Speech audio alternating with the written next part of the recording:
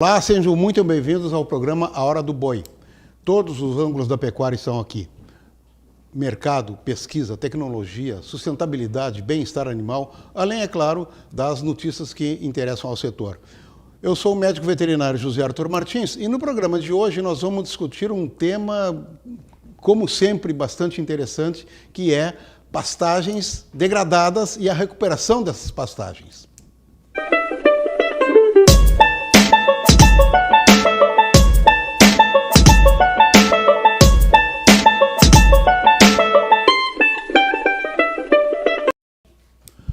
E para tratar desse tema bastante importante, está conosco hoje a engenheira agrônoma Patrícia Santos, pesquisadora da Embrapa Pecuária Sudeste, em São Carlos, São Paulo. Patrícia, seja muito bem-vinda ao programa A Hora do Boi. Olá a todos, é um prazer estar aqui com vocês para discutir um pouco sobre esse assunto. Patrícia, como a gente comentava, antes de iniciarmos o nosso programa, existem algumas diferenças conceituais, vamos dizer assim, na questão de pastagem degradada e pastagens em degradação. Então, acho que a gente podia começar, conceituando essa diferença, que parecem que são a mesma coisa, mas, na verdade, como tu disseste, não são. Tu poderia explicar para nós? Sim, como eu comentei, não são a mesma coisa. Muitas pessoas têm usado esses termos como se eles fossem sinônimos, mas eles não são. E eu tenho feito muito uma analogia com uma casa, porque às vezes a gente está falando com um público que não entende bem de pecuária. Eu dizer que um pasto em degradação é um pasto degradado está incorreto. Tá? O pasto degradado seria equivalente a uma casa que está caindo. Eu não tenho como reformar. Fica tão caro consertar e recuperar aquela casa que é melhor eu derrubar e fazer outra casa. Então isso é um pasto degradado, é um pasto que já tem muito solo descoberto, ou uma infestação por plantas invasoras muito alta, ou tem pontos de erosão. Esses indicadores eles vão mudar, variar um pouco de acordo com a região, com o tipo de pasto, mas o pasto degradado mesmo é aquele que o processo de recuperação ele é tão caro que é mais fácil eu preparar o solo e plantar de novo. O pasto em degradação pode ser várias coisas. Por exemplo, pode ser equivalente a uma casa que está com a pintura envelhecida ou com a pintura descascada, ou equivalente a uma casa que tem uma rachadura na parede, uma goteira, uma torneira pingando ou uma telha quebrada. Então, são problemas que uma manutenção, muitas vezes simples, resolve. Quando a gente mistura esses dois números, a gente fica com a impressão de que as pastagens no Brasil estão num estado muito pior do que o que, na verdade, elas estão. Então, quando a gente vê na mídia, na literatura, ou até mesmo nos estudos, números menores, as pessoas tendem a estar falando do pasto degradado. Os números maiores tendem a estar falando do processo de degradação. E quando a gente mistura esses termos, a gente passa uma imagem equivocada da pecuária brasileira. Bom, então o que esse trabalho que a Embrapa Pecuária Sudeste vem desenvolvendo, ele trabalha em cima de pastagens em degradação. Pastagem degradada, como tu disseste, o custo de retomada, de tornar uma pastagem aproveitável é muito alto.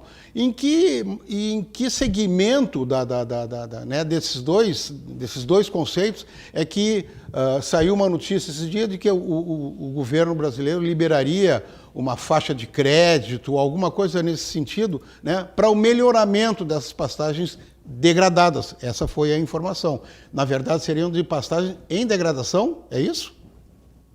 Na verdade, o decreto feito pelo governo fala no Programa Nacional de Conversão de Pastagens Degradadas em Sistemas de Produção Agrícolas e Florestais Sustentáveis.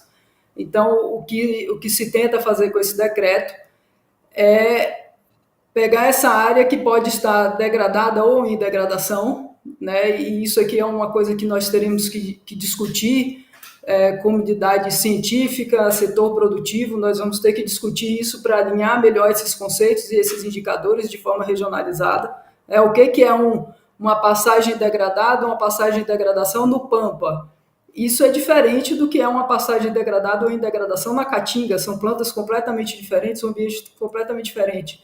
É diferente do Pantanal, é diferente das pastagens de pânico e braquiária que predominam no Brasil Central. Cada condição dessa vai ter indicadores diferentes. Então, a gente precisa discutir isso e deixar isso mais claro para a gente conseguir comunicar bem. O decreto do governo, ele fala o que se busca, né? Como que a gente pode aproveitar melhor essas áreas. E esse melhor aproveitamento ele pode ser feito de várias formas. Eu posso tornar aquele pasto mais produtivo, o que pode ser feito se é possível recuperar aquele pasto por meio de uma intervenção mais simples, a gente faz. Então, eu ajusto o manejo, faço uma adubação, ajusto o número de animais em relação ao crescimento da planta, faço um controle de invasoras. São todas estratégias aí para você recuperar o pasto. Quando isso não é possível, você de fato tem que preparar o solo e plantar novamente. É um outro caminho. Em algumas situações, pode ser mais interessante você converter aquela área em uma produção agrícola.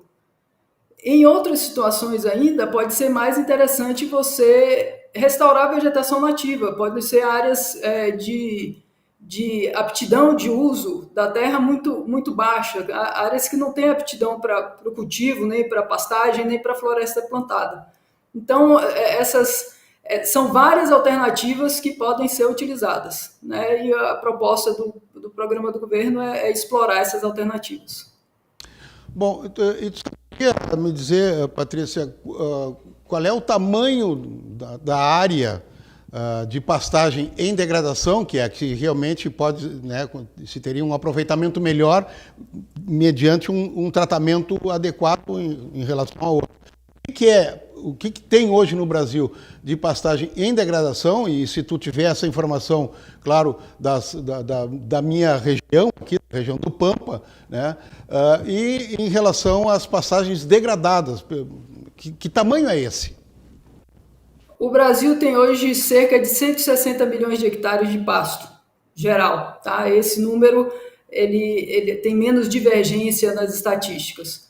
Cerca de 50 milhões de hectares são pastos nativos, que estão concentrados aí no Pampa, no Pantanal e na Caatinga. A estatística de pastagem degradada ou em degradação, ela é mais difícil, tá? Então, se a gente pegar um número do IBGE, por exemplo, que é um número autodeclarado pelo produtor, e o produtor tende a dizer que uma pastagem em más condições, que é o que o IBGE pergunta, é o pasto que está degradado, ele vai estar em torno aí de 11 milhões de hectares.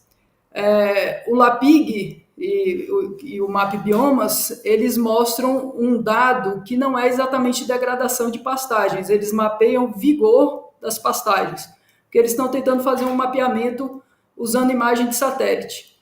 O vigor da pastagem ele tem relação com degradação, principalmente no cerrado, em alguns ambientes, mas ele não é exatamente um diagnóstico de degradação. Por exemplo, se você for para a Amazônia, o vigor não é um bom indicador de degradação, porque o processo de degradação de pastagem na Amazônia está muito relacionado ao retorno da vegetação nativa.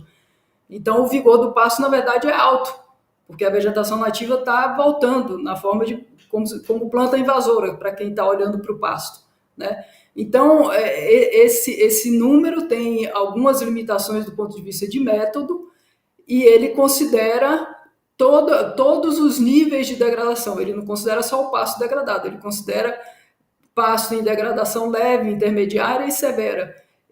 A estimativa da plataforma MAP Biomas é por volta de 100 milhões de hectares de pasto em algum grau pasto com diferentes níveis de vigor no Brasil.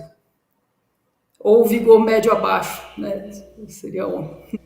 Sim. Bom, saindo das questões conceituais, né, que já existem tecnologias disponíveis para o pecuarista melhorar a sua produtividade ou a sua pastagem em degradação? Sim, tem bastante tecnologia disponível. Aqui tem vários aspectos que são interessantes a gente ressaltar, tá? A tecnologia por si, do ponto de vista técnico agronômico, tem bastante coisa disponível. Mas a adoção de uma tecnologia, ela é condicionada por uma série de fatores. Então, tem a viabilidade econômica daquela adoção, que varia em função do preço de produtos e de insumos. Você tem questões culturais, tem questões de infraestrutura e logística, tem vários fatores que interferem no sucesso da adoção de uma tecnologia.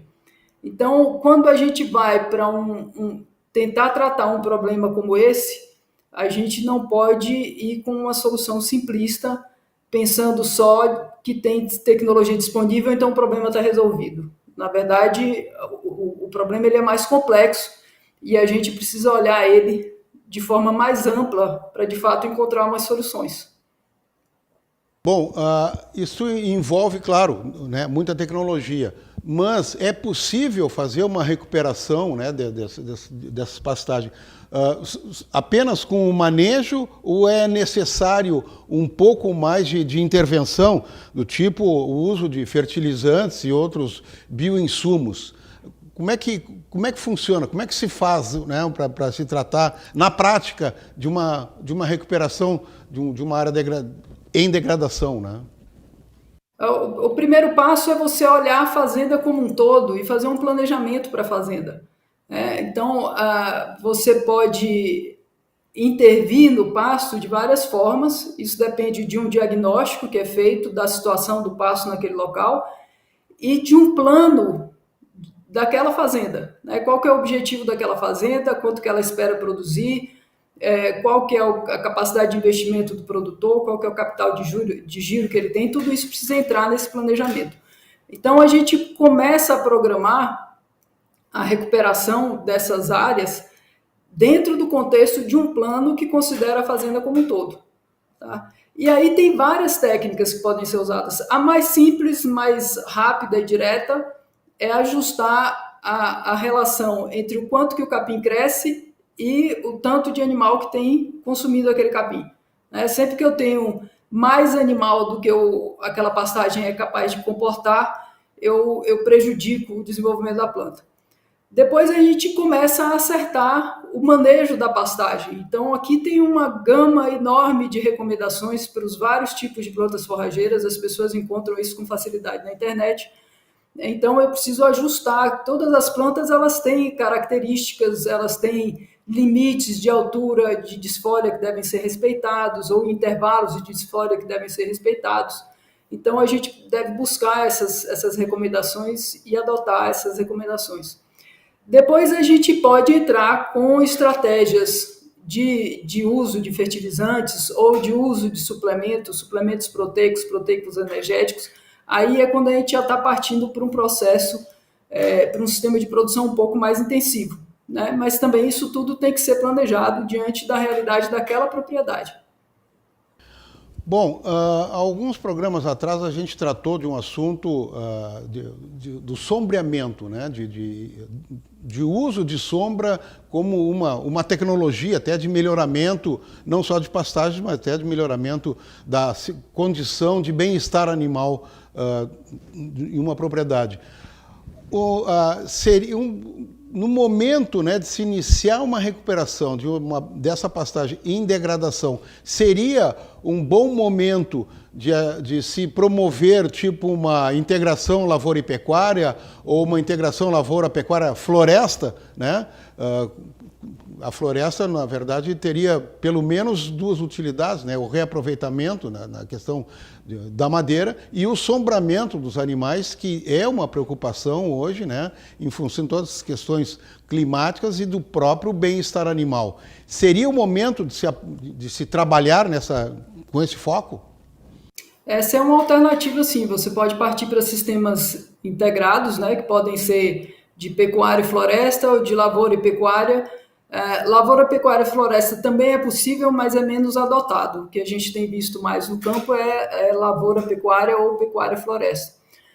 No caso da sombra, da implantação de árvores, a gente deve buscar aí, planejar um pouco o tipo de árvore que a gente vai colocar, né? E aqui tem algumas informações tanto de como que aquela sombra vai afetar o pasto, os animais, etc., quanto também do que ela vai gerar de receita. Então, você pode ter uma árvore que tem potencial madeireiro e vai gerar uma receita para o produtor depois. Então, cada árvore vai ter uma característica e vai conseguir oferecer alguma renda extra para o produtor. E a gente precisa pensar depois como que a gente coloca essas árvores no campo, né? Dependendo da orientação, no sentido que você vai plantar as linhas de árvore, a distância entre linhas, a distância entre árvores, isso tudo tem que ser planejado para que a árvore traga um benefício no sistema do ponto de vista de conforto animal e até mesmo como uma espécie de quebra-vento, que tem efeito aí na dinâmica da água no sistema, né? E ao mesmo tempo não prejudique o desenvolvimento do capim por um excesso de sombreamento. Então, num primeiro momento, eu preciso planejar o arranjo dessas árvores no campo, e à medida que as árvores crescem, a gente precisa manejar essa sombra. Então, quando a árvore começa a ficar muito grande, às vezes a gente faz uma poda ou corta uma parte das árvores. Esse sistema, então, ele implica no manejo tanto do pasto quanto do componente florestal. Bem, a questão, né, sem dúvida nenhuma, de recuperação de pastagens, ela tem um impacto positivo. Mas vocês, nesse trabalho de vocês, já fizeram uma pesquisa ou uma quantificação, né, das questões de melhoria da fertilidade do solo, nas questões sei lá, de assoreamento, nutrientes do solo? Já existe uma medição desse resultado? Tem vários estudos feitos por muitas instituições diferentes mostrando benefícios da recuperação de pastagem no solo, sequestro de carbono, aumento de matéria orgânica, você aumenta a infiltração de água, isso melhora,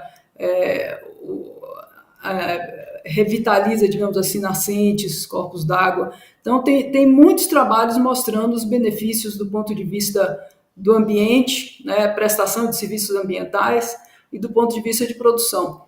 E mais recentemente houve um estudo muito grande feito pelo Grupo de Políticas Públicas da Exalc, que fez uma projeção no futuro de quais os impactos da política do Plano ABC. Né? Então, assumindo que as metas do Plano ABC fossem todas alcançadas, em 2030, o que a gente perceberia de benefício dessa política? E, de modo geral, eles mostram que o benefício é positivo em vários aspectos, inclusive em questões sociais e econômicas, né?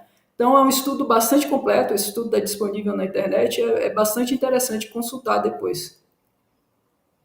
Só lembrando, né, o plano ABC seria a agricultura de baixo carbono, só para relembrar os nossos telespectadores. Bom, e já existe uma quantificação, né? Eu me lembro que há algum tempo atrás, numa entrevista que eu fiz com uma pesquisadora na questão de sombreamento, né, sobre o ganho de peso, né, dos animais que têm essa facilidade de bem-estar animal pela questão da sombra, coisa e tal. Já existe um trabalho demonstrando, vamos dizer, financeiramente, né, o quanto existe de ganho de peso, o quanto existe de vantagem econômica, né, com o uso da recuperação de pastagens em degradação? Tem vários trabalhos. Essa análise econômica ela vai variar um pouco de região para região, eu não vou saber te dar um número exato. Né?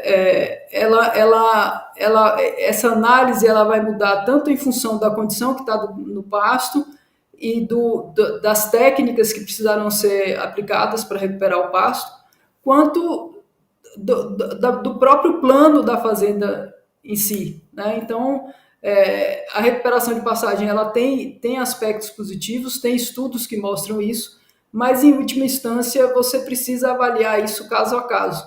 A gente tem alguns números gerais, mas é preciso depois pôr isso no contexto da fazenda. De modo geral, ela é positiva, mas tem alguns detalhes assim que a gente precisa lembrar. Por exemplo, a hora que você começa a aumentar a produção de uma fazenda, você aumenta o rebanho. Para aumentar o rebanho, o produtor precisa ter recursos para comprar o gado. Né? Ele tem o recurso ou não tem? Porque esse daí é um dos ganhos. O gasto dele para comprar os animais adicionais, às vezes, é maior do que ele precisa desembolsar para recuperar o pasto mesmo. Então, tudo isso precisa entrar na análise, né? E, às vezes a gente faz uma análise mais simples e diz, custo é barato, o produtor podia fazer, mas tem uma parte da história que às vezes não aparece, né? E um exemplo é essa questão da compra de animais.